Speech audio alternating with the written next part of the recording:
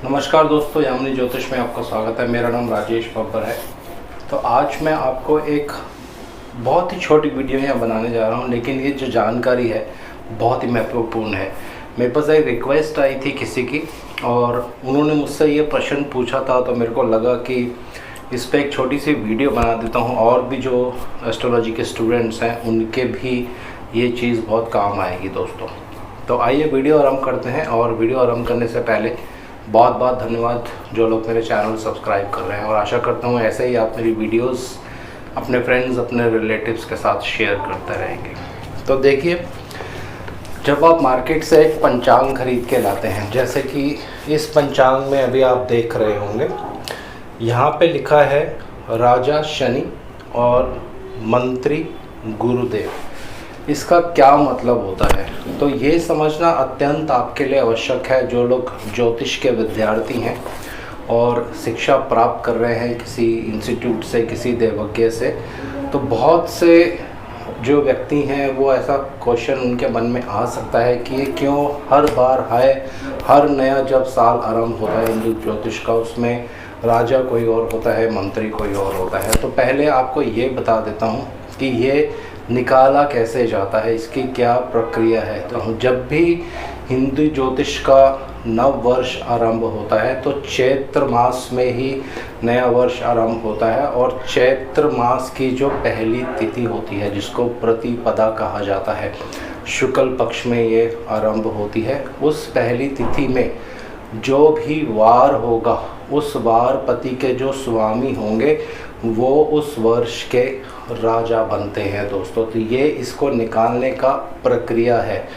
अब यहाँ पे ये जो विक्रम संवत 2079 जो अभी नल नाम से जो संवत आरंभ हुआ है, इसके राजा शनिदेव हैं दोस्तों, क्योंकि ये 2 अप्रैल को जब ये संवत आरंभ हुआ था उस दिन शनिवार था।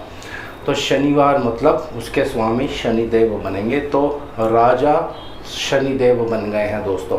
अब यहाँ से भी बहुत सारी जो फलित हैं ज्योतिष के आप बहुत आसानी से कर सकते हैं। इसका मतलब क्या है, एक ऐसे नैसर्गिक पापी ग्रह जो एक तामसिक ग्रह हैं, इनकी जो प्रवृत्ति होती है वो तामसिक होती है, और ख़ासकर जब शनिदेव अपनी राशि में ही रहते हैं, क्योंकि कुंभ राशि में प्रवेश कर गए हैं, स्वयं एक वायु तत्व ग्रह है, और वायु तत्व राशि में ही जब ये आ जाते हैं तो क्या होता है, जब ऐसा कोई ग्रह राजा बन जाता है जो नैसर्गिक पापी होता है, तो बहुत सी ऐसी घटनाएं आपको देखने को मिलेंगी इस वर्ष के आरंभ से ही और इस वर्ष के मध्य तक, जब तक शनिदेव कुंभ राशि में गोचर करते रहेंगे। और ख़ासकर ऐसा इसलिए क्योंकि मंगल के धनिष्ठा नक्षत्र में ये गोचर कर रहे हैं। तो ऐसी घटनाएं, किसी 2 देशों के बीच में किसी बात को लेकर तनाव हो जाना, ये सब घटनाएं जो हैं घटती रहेंगी। और शनिदेव कुंभ राशि में आते हैं तो ये पश्चिम की ओर ज़्यादा संकेत करते हैं। तो जितने भी हमारे पश्चिम देश हैं उनको लेकर कुछ किसी तरह का वाद विवाद, तनाव जो है वो देखा जा सकता है। तो इसकी ये प्रक्रिया होती है। अब क्योंकि शनिदेव यहाँ पे राजा बन गए हैं कुंडली में, तो जिन व्यक्तियों की जन्म पत्री में शनिदेव बली अवस्था में होंगे दोस्तों, आपके शनिदेव कुंडली में बली हैं, तो शनिदेव क्योंकि इस वर्ष के राजा हैं तो आपको कुछ लाभ भी उससे हो सकता है। ऐसा नहीं कि खाली नेगेटिव चीज़ें ही इससे आपको मिलेंगी, पॉजिटिव चीज़ें भी मिलेंगी। तो जिनके भी शनिदेव अच्छे हैं कुंडली में, उनके लिए ये साल अच्छा जा सकता है। अगर बाकी चीज़ें कुंडली में आपके अच्छी हैं, दशा महादशा अच्छी है, अंतरदशा अच्छी है, तो ये हो गया एक फलित। अब दूसरी ओर आप देख रहे होंगे यहाँ पे लिखा रहता है मंत्री। अब मंत्री कैसे निकाला जाता है, ये निकाला जाता है सूर्य देव से दोस्तों। जब सूर्य देव मेष राशि में जिस दिन प्रवेश करेंगे, मेष संक्रांति जिसको कहा जाता है, उस दिन जो भी वार होगा उसके जो वारपति होंगे वो उस वर्ष के मंत्री बन जाते हैं। तो यहाँ 14 अप्रैल को सूर्यदेव जो है मेष राशि में प्रवेश किए थे, उस दिन बृहस्पतिवार था। तो बृहस्पतिवार के स्वामी बृहस्पति देव इस साल के मंत्री बन गए हैं। तो ऐसे जो ग्रह होते हैं, जो कुंडली में अच्छे शुभ ग्रह होते हैं, जैसे बृहस्पति देव एक शुभ ग्रह है, तो इनका मंत्री बनना बहुत सी चीज़ों, अच्छी चीज़ों को संकेत करता है। क्योंकि जब मंत्री अच्छा होता है तो जो गवर्नमेंट होती है किसी भी देश की, वो अच्छे अच्छे निर्णय जो है वो ले सकती है, क्योंकि बृहस्पति देव एक शुभ ग्रह है। और आपकी कुंडली में भी अगर बृहस्पति देव शुभ अवस्था में होंगे तो इस समय में आप भी बहुत अच्छे निर्णय जो है वो ले सकते हैं दोस्तों, और भी इससे बहुत फलित आप कर सकते हैं। तो इसको आप अपने ढंग से और विस्तार से अपना स्टडी करिए, और ये मैंने आपको प्रक्रिया बता दी है कि ये निकलता कैसे है। अब एक और चीज़ मैं आपको यहाँ बताने जा रहा हूँ। हर वर्ष जब हिंदू ज्योतिष का नया साल प्रारंभ होता है, उसमें 10 पद अधिकारी निकाले जाते हैं दोस्तों। तो मैं सब 10 के बारे में नहीं बता रहा हूँ, क्योंकि वो कुछ बहुत सी चीज़ों से ताल्लुक़ रखते हैं, कुछ वर्षा से ताल्लुक़ रखते हैं और बहुत सी चीज़ों से ताल्लुक़ रखते हैं। तो इसके ऊपर विस्तार में कभी समय मिलेगा तो अलग से वीडियो बना दूंगा। लेकिन जो महत्वपूर्ण है वो मैं आपको बताने जा रहा हूँ, वो है इस वर्ष के धन के स्वामी कौन बनने वाले हैं, यानी धनेश, जिसको कोषपति कहा जाता है, खजाने के स्वामी कौन बनने वाले हैं। तो ये कैसे निकाला जाता है, पहले ये मैं आपको बता देता हूँ। तो ये निकाला जाता है जब सूर्य देव कन्या राशि में आते हैं। जिस दिन कन्या राशि में सूर्य देव प्रवेश करेंगे, जिसको कन्या संक्रांति कहा जाता है, उस दिन जो भी वार होगा उसके जो वारपति होंगे वो बनते हैं इस वर्ष के हिंदू ज्योतिष के हिसाब से धन के स्वामी, यानी धनेश। अब देखिए, धनेश जब शनिदेव स्वयं बन जाएंगे, और एक नैसर्गिक पापी ग्रह भी हैं और एक तामसिक ग्रह भी हैं, इनकी प्रवृत्ति भी बहुत क्रूर होती है।